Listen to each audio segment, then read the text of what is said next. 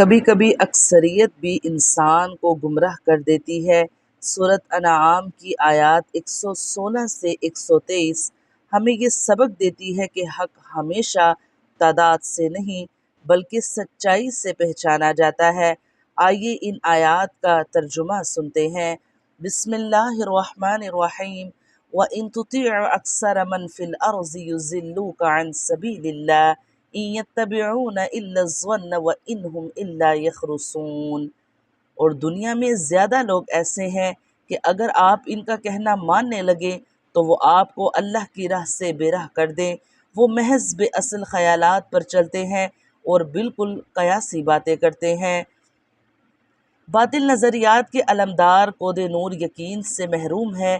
ان کا سارا دار و مدار قیاس و گمان پر ہے۔ ان کے پاس کوئی ٹھوس اور علمی دلیل نہیں۔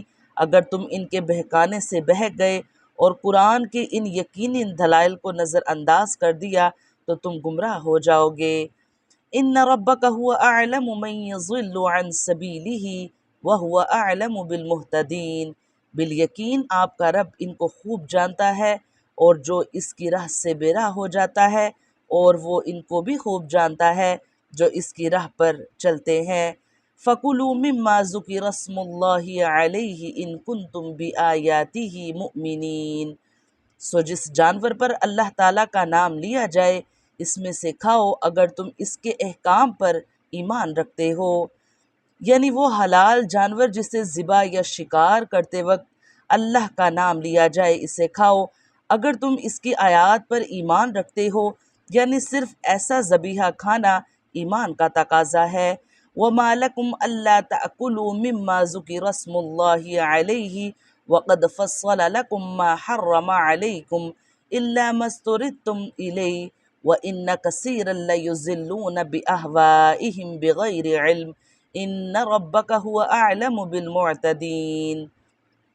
اور آخر کیا وجہ ہے کہ تم ایسے جانور میں سے نہ کھاؤ جس پر اللہ کا نام لیا گیا ہو، حالانکہ اللہ تعالیٰ نے ان سب جانوروں کی تفصیل بتا دی ہے جن کو تم پر حرام کیا ہے، مگر وہ بھی جب تم کو سخت ضرورت پڑ جائے تو حلال ہے۔ اور یہ یقینی بات ہے کہ بہت سے آدمی اپنے خیالات پر بلا کسی سند کے گمراہ کرتے ہیں۔ اس میں کوئی شبہ نہیں کہ اللہ تعالیٰ حد سے نکل جانے والوں کو خوب جانتا ہے۔ جو چیزیں حرام تھیں ان کے متعلق اللہ تعالیٰ نے آگاہ کر دیا۔ اب یہ کتنی جہالت اور حماقت ہے کہ جس چیز کو اللہ تعالیٰ نے حرام نہیں کیا اسے حرام سمجھا جائے، اور جس جانور کو کلمہ گو اللہ تعالیٰ کے نام سے ذبح کریں اس کو نہ کھایا جائے۔ اس آیت میں وہ لوگ غور کریں جو اس جانور کو حرام کہتے ہیں جسے اللہ کا نام لے کر ذبح کیا جاتا ہے۔ وَذَرُوا ظَاهِرَ الْإِثْمِ وَبَاطِنَهُ إِنَّ الَّذِينَ يَكْسِبُونَ الْإِثْمَ سَيُجْزَوْنَ بِمَا كَانُوا يَقْتَرِفُونَ۔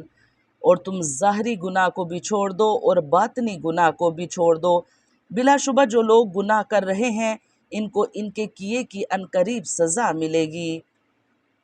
یعنی حلال و حرام صرف کھانے کی چیزوں میں منحصر نہیں ہے بلکہ ہر ظاہر و باطن گناہ کو چھوڑنا ضروری ہے۔ یعنی کافروں کے بہکانے پر نہ ظاہر میں عمل کرو اور نہ دل میں شبہ رکھو۔ ظاہر گناہ وہ ہیں جو ہاتھ پاؤں سے کیے جائیں جیسے چوری، زنا وغیرہ، اور چھپے گناہ وہ ہیں جن کے کرنے کا دل میں عزم ہو یا جو عقیدے سے تعلق رکھتے ہوں جیسے کفر و شرک اور نفاق وغیرہ، یا جن گناہوں کا نقصان عام لوگوں پر واضح ہو وہ ظاہر گناہ کہلاتے ہیں، اور جن کے نقصان سے چند مخصوص آدمیوں کے سوا دوسرے واقف نہ ہوں وہ باطل گناہ کہلاتے ہیں۔ وَلَا تَأْكُلُوا مِمَّا لَمْ يُذْكَرِ اسْمُ اللَّهِ عَلَيْهِ وَإِنَّهُ لَفِسْقٌ وَإِنَّ الشَّيَاطِينَ لَيُوحُونَ إِلَىٰ أَوْلِيَائِهِمْ لِيُجَادِلُوكُمْ وَإِنْ أَطَعْتُمُوهُمْ إِنَّكُمْ لَمُشْرِكُونَ۔ اور ایسے جانوروں میں سے مت کھاؤ جن پر اللہ کا نام نہ لیا گیا ہو، اور یہ کام نافرمانی کا ہے، اور یقیناً شیاطین اپنے دوستوں کے دل میں ڈالتے ہیں تاکہ یہ تم سے جدال کریں، اور اگر تم ان لوگوں کی اطاعت کرنے لگو تو تم یقیناً مشرک ہو جاؤ گے۔ پہلی آیات میں یہ حکم دیا گیا کہ اللہ تعالیٰ کی حلال کی ہوئی چیزوں کو حرام مت کہو، اس آیت میں حکم دیا کہ اللہ تعالیٰ کی حرام کی ہوئی چیزوں کو حلال مت سمجھو۔ وہ جانور جو خود مر گیا وہ بھی حرام ہے، اور جسے ذبح کیا گیا لیکن دانستہ اس پر اللہ کا نام نہیں لیا گیا یا اللہ کے نام کے ساتھ کسی اور کا نام بھی لیا تو وہ بھی حرام ہے۔ اس آیت سے معلوم ہوا کہ جو شخص اللہ کی حرام کی ہوئی چیزوں کو حلال یقین کرتا ہے وہ مشرک ہو جاتا ہے، کیونکہ دین الہی میں حکم الہی کو چھوڑنا اور دوسرے کے حکم کو ماننا اور اللہ کے سوا دوسرے کو حاکم قرار دینا شرک ہے۔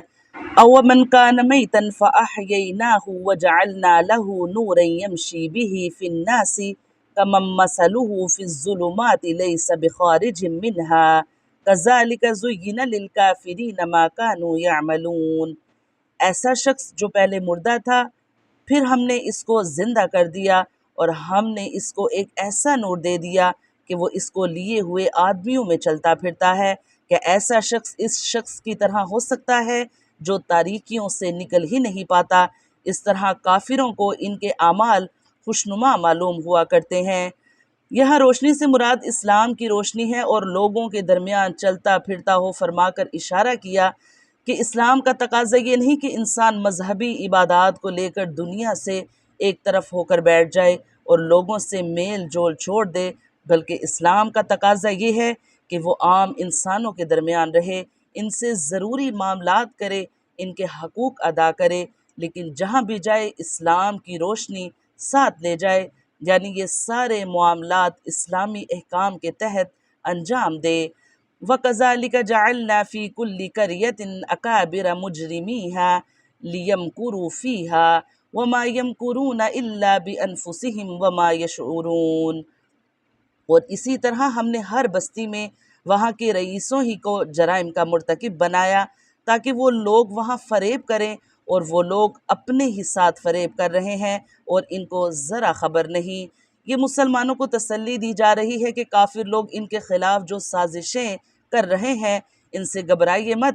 اس قسم کی سازشیں ہر دور میں انبیاء کرام اور ان کے ماننے والوں کے خلاف ہوتی رہی ہیں، لیکن بالآخر انجام اہل ایمان ہی کا بہتر ہوتا ہے، اور دشمنوں کی سازشیں آخرکار خود انہی کو نقصان پہنچاتی ہیں۔